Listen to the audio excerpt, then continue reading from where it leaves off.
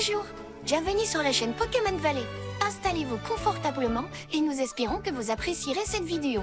N'oubliez pas de vous abonner pour faire grandir la chaîne, votre soutien nous est indispensable. À bientôt. Après avoir sauvé la région de Kalos, Sacha et sa mère, accompagnés de Pikachu et Monsieur Mime, sont en vacances. Ils se trouvent sur l'île de Mélémélé, dans l'archipel d'Alola. Le professeur Chen a profité de cette occasion pour leur confier un œuf de Pokémon qu'ils devront remettre à son cousin Raphaël, le directeur de l'école Pokémon. Une fois à l'école Pokémon, Sacha fait la rencontre de Lily, une jeune fille aimant les Pokémon mais ne supportant pas de les toucher. Ainsi que d'autres élèves de l'école, Barbara, Neffy et Chris. Barbara vit seule avec son père et tient un restaurant familial. Son rêve est de créer des recettes uniques et reconnues à travers le monde. Neffy, sous ses airs douces et calmes, peut devenir effrayante lorsqu'elle s'énerve. Elle est experte en pêche et rêve de parcourir les océans avec son eau taquin pour rencontrer de nouveaux Pokémon.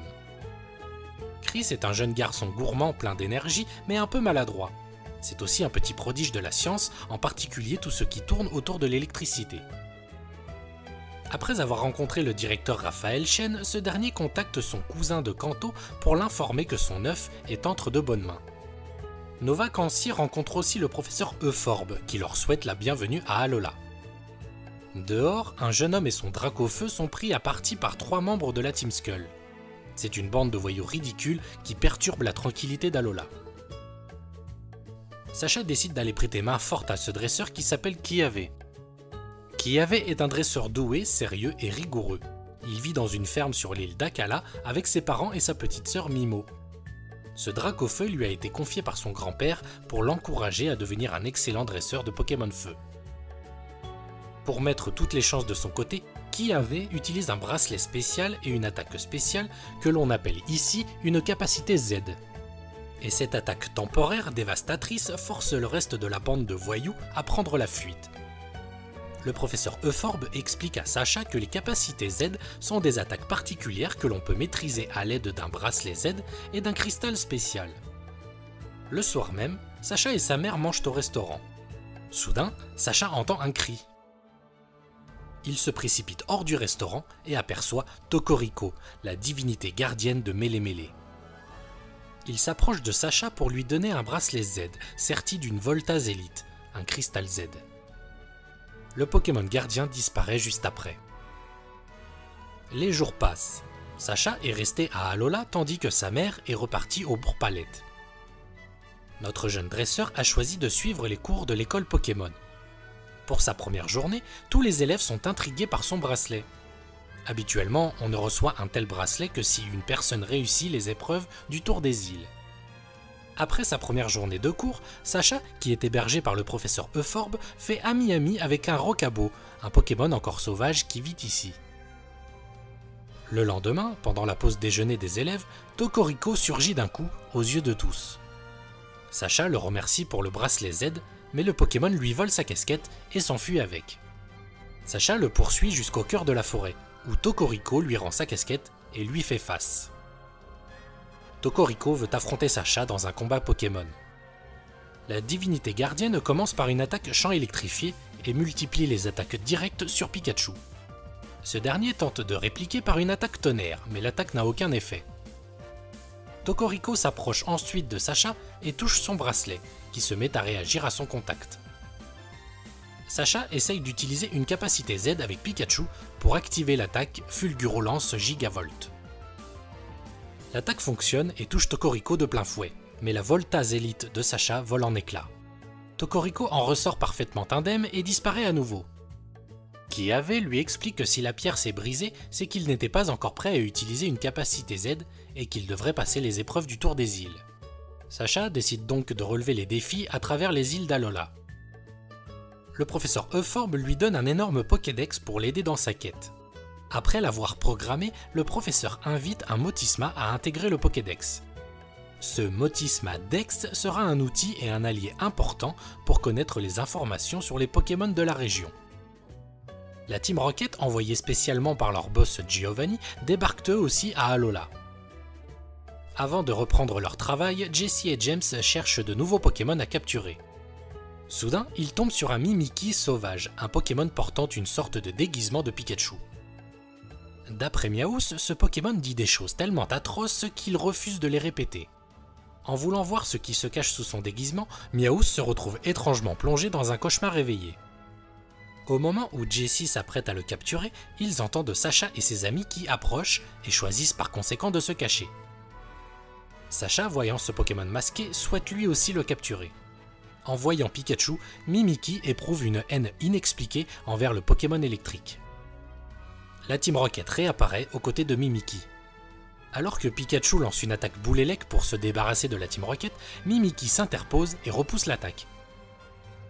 Miaouss comprend que s'il déteste autant Pikachu, c'est à force d'être confondu avec lui.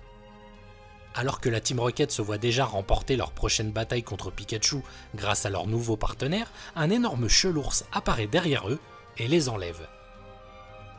Miaouss se saisit de Mimikyu et se précipite à leur secours. Chelours a déposé la Team Rocket dans sa tanière. Pour essayer de s'échapper, Jessie a besoin de capturer Mimikyu à l'aide d'une Luxe Ball. Ce chelours costaud semble vouloir s'occuper d'eux comme des enfants et les nourrit d'un délicieux miel. Le lendemain, en prenant son petit déjeuner avec Barbara, Sacha aperçoit un brindibou affamé qui s'apprête à s'évanouir. Sacha court pour le rattraper de justesse.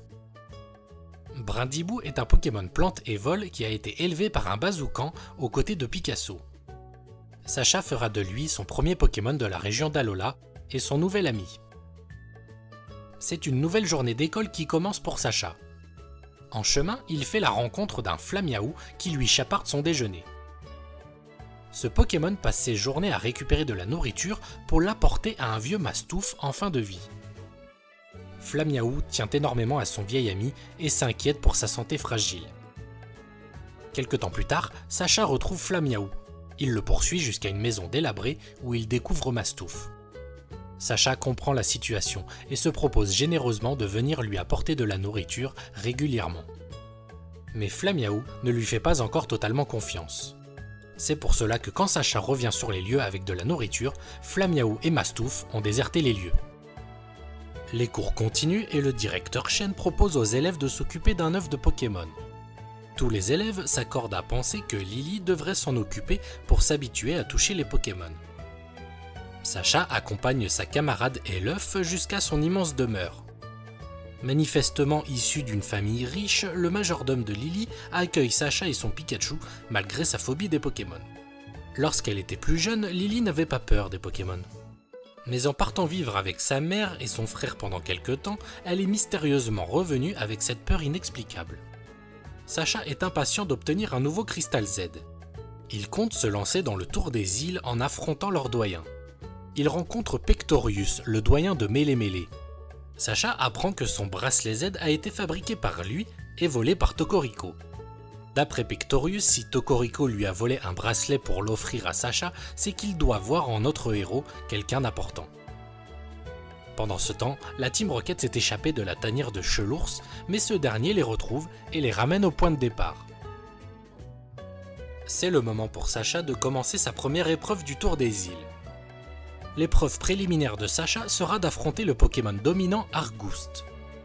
Les Pokémon dominants sont des Pokémon plus gros et plus forts que la moyenne. Contre Argoust, Sacha fait appel à Pikachu. Malgré que ce Pokémon dominant soit très puissant, cela n'impressionne pas Pikachu qui réussit à le vaincre. Argoust est blessé par le combat. Sacha se précipite donc pour savoir comment il se sent. Argoust lui offre en cadeau un Cristal Z, une Norma Zélite. L'épreuve préliminaire réussie, Sacha peut maintenant affronter le doyen Pectorius dans un match à 2 Pokémon chacun. Sous l'arbitrage du professeur Euphorbe, Sacha et le doyen Pectorius démarrent leur combat. Sacha envoie son nouveau Pokémon Brindibou et Pectorius choisit Krabagar. Krabagar lance Bulle d'eau et Brindibou utilise Pic-Pic. Krabagar est touché. Sacha relance de nouveau Pic-Pic, mais cette fois-ci, Krabagar attrape Brindibou et lance Centrifugifle, enchaînant avec Point Boost qui augmente son attaque. Brindibou se ressaisit et lance Feuillage. Pour contrer l'attaque, Pectorius lance Bulle d'eau. La manie qu'a Brindibou de surgir derrière les gens donne une idée à Sacha. Il demande à Brindibou d'apparaître derrière Krabagar et de le frapper par surprise. Après plusieurs attaques, Brindibou termine avec charge et envoie Krabagar à terre. Pectorius le remplace par Hariyama. Brindibou est trop épuisé et s'endort. Sacha fait donc appel à Pikachu et lance Queue de Fer. Hariyama bloque l'attaque et contre-attaque avec Sabotage. Il enchaîne avec une attaque cogne qui heureusement est esquivée par Pikachu. Ce dernier réplique avec Tonnerre. L'attaque frappe sa cible mais Hariyama tient le choc. Grâce à l'attaque cogne au bidon, Hariyama sacrifie son énergie pour augmenter considérablement son attaque. De plus, Pectorius se prépare à utiliser une capacité Z.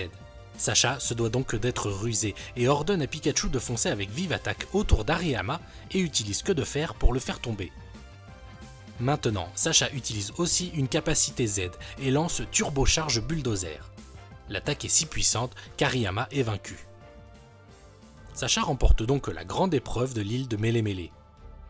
En cadeau, Pectorius lui offre son deuxième cristal Z, une Combazélite. Soudain, un cri de Tokoriko se fait entendre et échange soudainement la Combazélite par une Voltazélite. Malgré cela, c'est une bien belle première victoire pour son tour des îles. Du côté de la Team Rocket, ils sont toujours dorlotés par Chelours dans sa tanière. Et à force que ce dernier les ramène dans son nid, le trio s'accorde à faire de cet endroit leur base secrète. De plus, un Vorasteri veut se joindre à leur équipe et se fait donc capturer par James.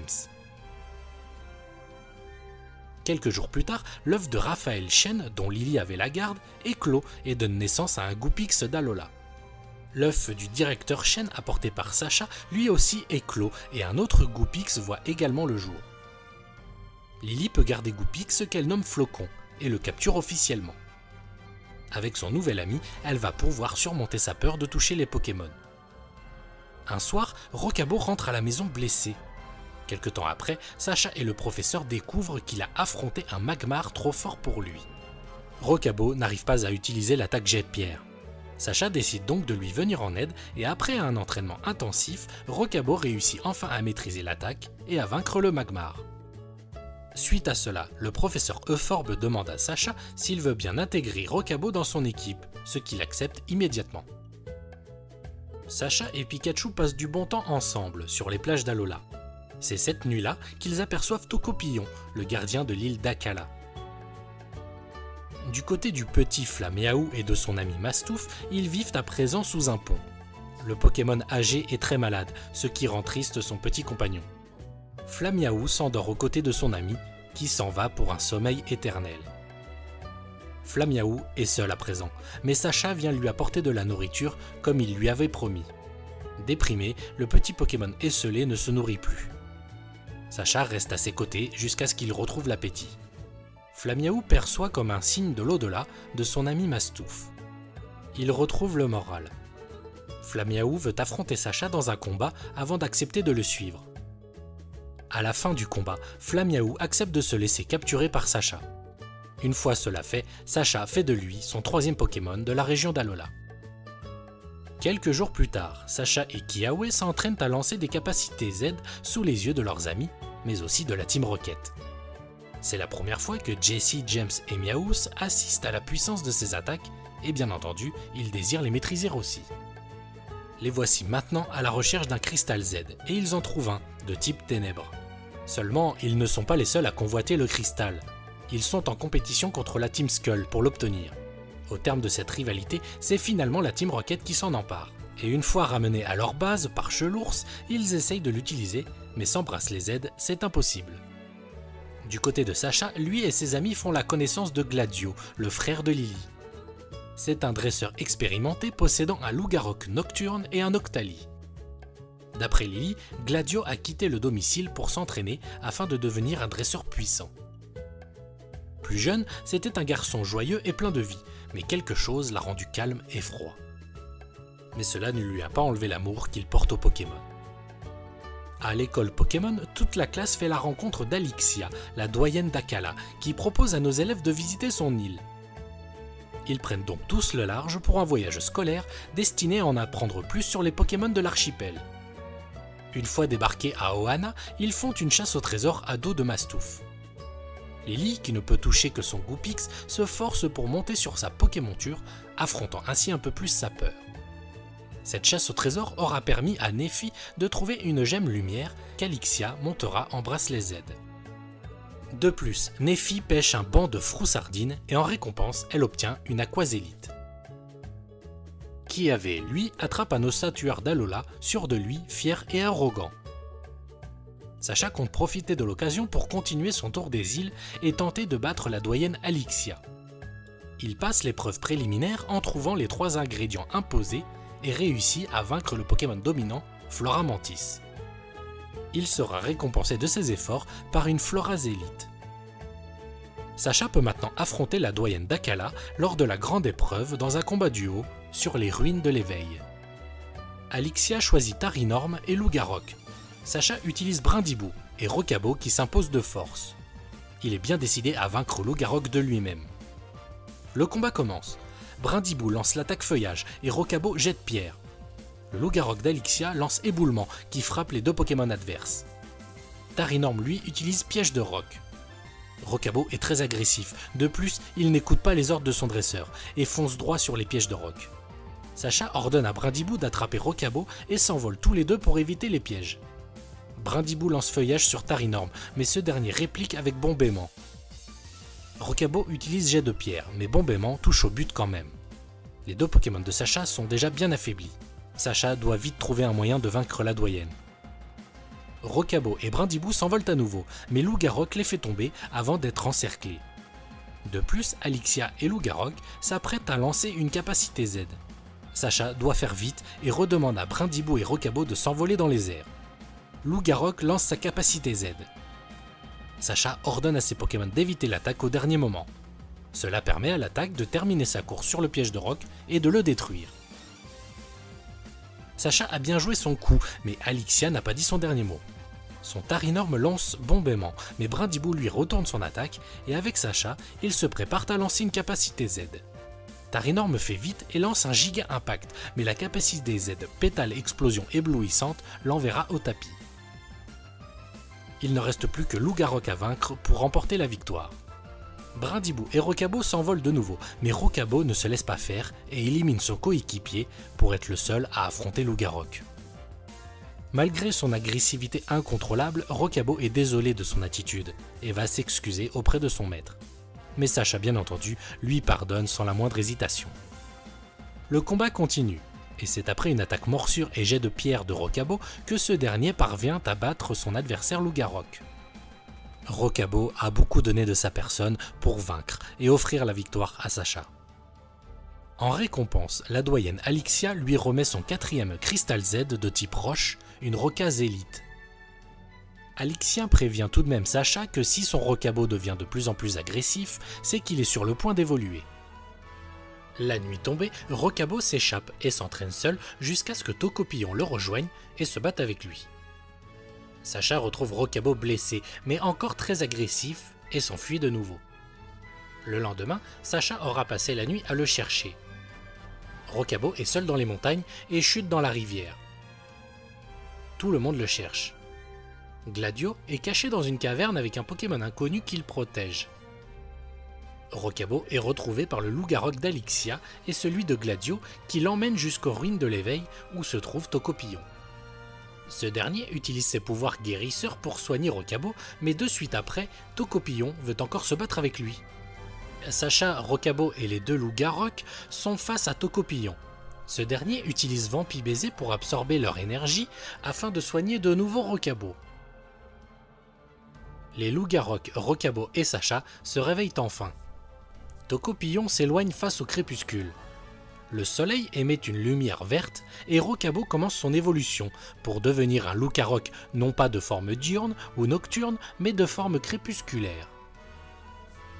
D'après le professeur Euphorbe, ce rayon vert est extrêmement rare et c'est pourquoi Rokabo a évolué de la sorte. Il est temps pour Alixia, le professeur Euphorbe et toute sa classe de quitter Akala pour s'en retourner à Mélémélé. Quelques jours plus tard, c'est le 20e anniversaire de l'école Pokémon d'Alola. Pour fêter l'événement, le directeur Raphaël Chen va offrir aux élèves un voyage scolaire loin de la région. Sacha est tout excité, jusqu'à ce qu'il apprenne que la destination sera sa région natale de Kanto. Mais quand même, Sacha se fait toujours une joie de rentrer chez lui et en plus de pouvoir faire découvrir sa région à ses camarades. Les voici qu'ils s'envolent tous pour Kanto et quittent Alola. Les voici qu'ils débarquent à l'aéroport. Le Goopix de Lily ne se sent pas très bien. Mais par chance, notre bienveillant Pierre d'Argenta, qui passait par là, lui propose de l'examiner et en déduit que Flocon a juste eu le mal de l'air. Sacha au loin reconnaît son meilleur ami et se précipite vers lui, et Pierre en fait de même, sauf comme à son habitude, il se jette d'abord sur les jolies filles. C'est à ce moment-là qu'apparaît également Ondine, toujours là aussi pour calmer ce grand séducteur. Sacha est heureux, les 3 meilleurs amis sont de nouveau réunis.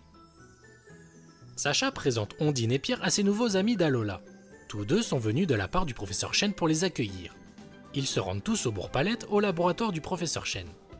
Les 2 cousins, Samuel et Raphaël, se retrouvent.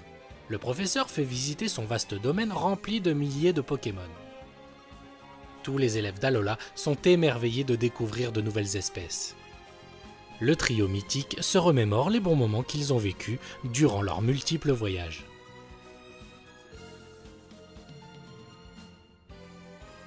Et comme en bon vieux temps, la Team Rocket est de retour pour leur jouer un autre mauvais tour. Mais cette fois-ci, tombant du ciel, Chelours arrive et embarque les 3 criminels. Même Rondoudou est encore là, et avec sa berceuse, il envoie tout le monde dans un doux sommeil. Cette longue journée se terminera joyeusement par une fête autour d'un barbecue organisé par la mère de Sacha. Le professeur Euphorbe annonce à ses élèves qu'ils se rendront à Azuria et sa toute nouvelle arène pour affronter nos 2 champions de Kanto. L'arène d'Azuria a totalement changé de forme depuis qu'elle se trouve entre les mains d'Ondine. Une fois à l'intérieur, Euphorbe explique aux élèves d'Alola le fonctionnement des arènes, des badges et de la ligue Pokémon. Mais maintenant, place au combat. Néphi et Barbara ont choisi de défier Ondine et son Psycho-Quack. Barbara utilise Candine et lance-feuille magique. Néphi a choisi Otaquin et son attaque bulle d'eau. Ondine et Psycho-Quack utilisent pistolet à eau, qu'Otaquin arrive à esquiver avec l'une de ses bulles géantes. Bien que Psycho-Quack ait énormément progressé, il lui faut encore avoir mal à la tête pour utiliser ses attaques psy. Et une fois sa migraine de retour, il lance un puissant choc mental qui permet à Ondine de gagner son match. C'est au tour de Chris et Lily d'affronter Pierre et son Racaillou. Ce que Chris ne sait pas, c'est que les attaques électriques de Togedemaru ne fonctionnent pas sur les Racaillous de Kanto, qui sont de type roche et sol. Lily et Flocon lancent Poudreuse, Racaillou lui réplique avec Gyroball et esquive l'attaque. Les élèves découvrent les grandes connaissances des champions d'arène.